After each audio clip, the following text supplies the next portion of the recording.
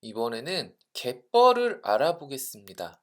일단 갯벌의 뜻은 조류에 의해서 굉장히 밀입질인 뻘이 쌓이는 것을 의미하는데요.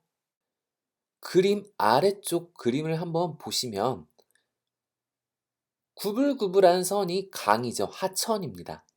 하천은 무거운 거를 먼저 퇴적시킨 후에 굉장히 크기가 작은, 아주 크기가 작은 이것을 밀입질이라고 합니다. 진흙 크기, 뻘 크기의 밀입질 물질을 하천의 하구 지점까지 이동을 시킵니다. 썰물이 되면 바다 먼 곳까지 이 밀입질의 물질이 같이 이동을 해갑니다. 밀물때는요, 바다의 먼 곳에서부터 빨간색 화살표죠. 바다의 먼 곳에서부터 밀입질의 물질이 다시 들어와서 쌓입니다. 그런데 이 뻘은 한번 쌓이면 뭉쳐져서 완전 굳어버리는 성질이 있습니다. 그 다음에 썰물이 되더라도 이게 제거가 되지를 않습니다. 이런 과정으로 형성되는 걸 갯벌이라고 하고요. 여러분은 갯벌은 서해안이나 남해안에 많이 있고 조류에 의해서 쌓이고 굉장히 밀입질인 뻘이 쌓인다. 이것만 기억해 두시면 되겠습니다. 갯벌이 잘 생기는 곳의 네 가지 특징입니다. 첫 번째 특징, 하천의 토사 공급량이 많다.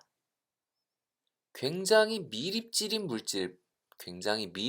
뻘이 쌓여야 되기 때문에 이 뻘이 양이 많으면 많을수록 좋다. 이렇게 이해하시면 되고요. 두 번째, 수심이 수심이 얕은 곳에 갯벌이 잘 생깁니다. 수심이 깊은 곳은 파도가 치면 잘 어떻게 되겠어요? 제거가 되겠죠? 수심이 얕은 곳은 파도가 약하기 때문에 이 뻘이 잘 제거가 되지 않습니다. 세 번째, 완경사인 곳. 완경사인 곳은 급경사인 곳에 비해서 하천이 굉장히 느린 속도로 이동을 하고 굉장히 어떻습니까? 하천의 유로가 길어질 것입니다. 우리나라는 동쪽이 높고 서쪽이 낮기 때문에 동해로 흐르는 하천은 급경사의 급경사 지형에서 굉장히 유로가 짧았고요. 완경사 지역인 서해로 흐르는 하천은 굉장히 유로가 길었습니다. 이렇기 때문에 밀입질인 뻘이 쌓일 수가 있는 최적의 환경이 된다는 것이죠. 그 다음에 많이 발달한 해안선이 복잡한 곳은 파도를 방해할 수가 있기 때문에 조용히 뻘이 잘 쌓이기 좋은 환경이 됩니다.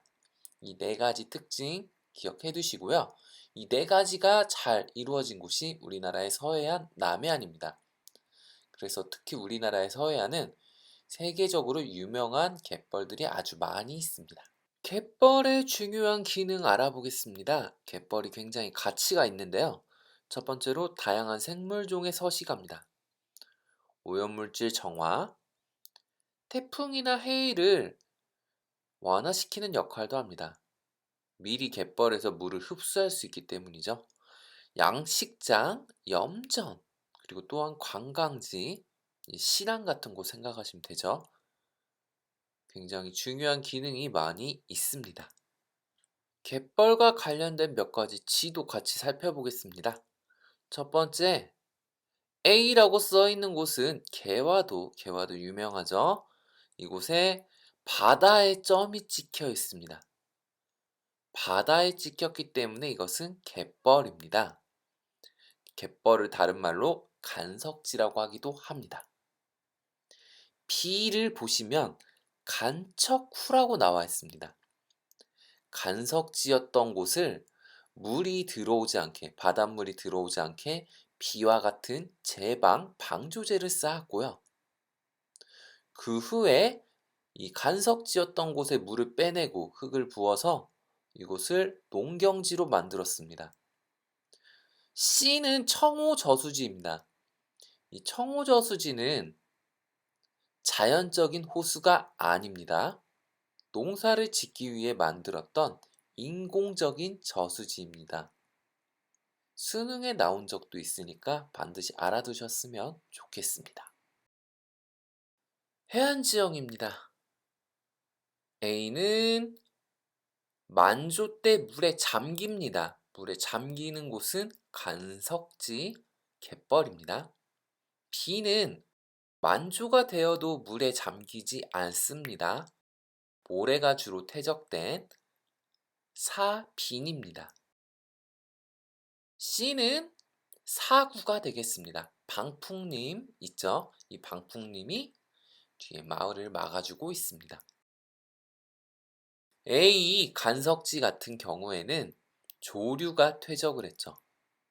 B는 파랑 퇴적했고요. C는 바람이 퇴적했습니다. 서해안, 남해안 대 동해안 시험에 낼 테니까 반드시 알아두셨으면 좋겠습니다. 가장 첫 번째 특징, 산맥과 해안선의 방향이 직교한다. 산맥과 해안선의 방향이 일치한다. 1차 산맥과 2차 산맥을 생각하시면 직교한다라는 모양은 이런 모양입니다. 2차 산맥은 서해안 쪽으로 손가락같이 길게 뻗었습니다. 해안선과 만나는 방향을 생각해 보시면 직교한다라는 말이 쉽게 이해가 되실 겁니다. 반대로 1차 산맥이 평행한다라는 말은 다음과 같습니다. 왼쪽이 동해안, 오른쪽이 서해안입니다. 왼쪽 동해안은 평행한다. 오른쪽 서해안은 직교한다. 이 바닷가 시작하는 지점과 산맥의 방향을 한번 생각해 보시면 평행한다, 직교한다 쉽게 이해되실 거라 믿겠습니다. 그 다음에 동쪽은 높고 서쪽은 낮습니다. 동쪽은 평행한 상태에서 굉장히 높기 때문에 아무리 물이 들어오더라도요, 침수되고 하는 지역이 없을 겁니다. 하지만 서해안 쪽은 완경사로 길게 쭉 뻗어 있습니다. 그리고 해발 고도가 낮기 때문에 만약에 해수면이 높아진다면 어느 정도는 물이 들어올 곳입니다. 남해안 같은 지점은요, 예전에는 전부 다 높은 산이었는데 해수면이 높아지다 보니까 지금은 물에 잠긴 곳은 섬처럼 되었다라는 거죠. 이런 해안을 니아스 해안이라고 하고요. 동해안은 융기로 형성이 되었기 때문에 융기해안. 하천의 경사가 완만하다, 유로는 길다. 하천의 경사가 급하다 대 유로는 짧다. 그 동고서저의 지형 모습, 이 모습 생각하시면 이해하시기 쉽습니다. 유로가 길기 때문에 굉장히 가벼운 점토가 유출이 되고요. 그 반대쪽 동해안은 모래가 유출이 많습니다. 서해안 수심이 얕죠. 동해안 수심이 깊습니다. 조차가 크다, 조차가 작다. 꼭 알아두셨으면 좋겠습니다. 지도에서 보시면 동해안은 단순하죠. 서해안, 남해안은 섬이 많고요. 복잡합니다. 그래서 서해안, 남해안은 니아스 해안, 동해안은 융기 해안. 오른쪽에 있는 그림은 군산에 있는 뜬다리 부두입니다. 조차가 크기 때문에 물이 들어올 때는 다리가 위로 올라갑니다. 저절로. 썰물이 되어서 물이 빠질 때는 다리가 기울어집니다. 저절로. 조차를 활용한 것이고요. 우리가 외웠었던 섬, 전라남도에 있는 남해에 있는 죽방령입니다. 밀물 때 문을 열어놔요. 멸치가 막 들어옵니다. 썰물 때는 물이 빠지려고 할 때 문을 닫아버린다라는 거죠. 이런 식으로 멸치를 잡는데요. 해안 침식, 사진 보시면 사구가 깎여 있습니다. 이런 것들이 왜 깎여 있는지 그 원인, 공급되는 물질이 적으면 깎일 겁니다. 댐이나 보 이런 것들을 건설하면은 공급되는 물을 가둬버리니까 하천을 가두니까 공급되는 물질도 줄어든다라는 거고요. 건물이나 도로 이런 인공시설물을 많이 건설하면서 공급이 아닌 원래 있었던 것을 없애버립니다. 이러면 또 침식이 될 것입니다. 이것에 대한 대책, 첫 번째 방사제입니다. 도깨비 촬영지 유명한 데죠?